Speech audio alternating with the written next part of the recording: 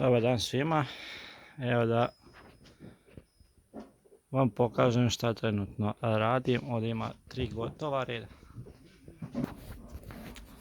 Evo, kao što rekao, ovdje ima 3 gotova reda. I bit će još.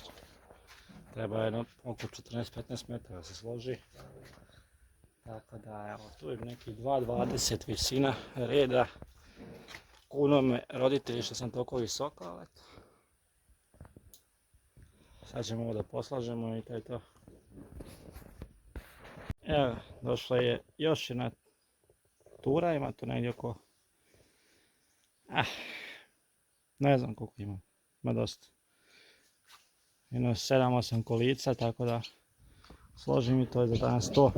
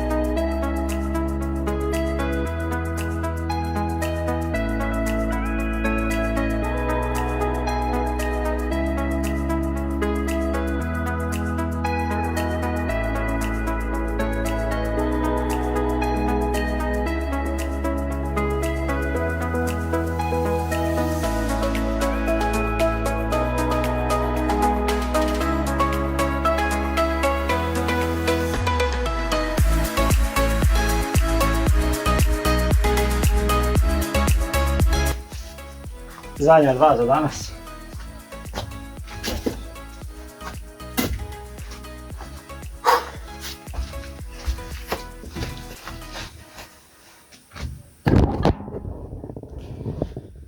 Evo, gotovo je. Ima još. Ima još da se radi, ali danas nećemo više, dosta je, subota je, tako da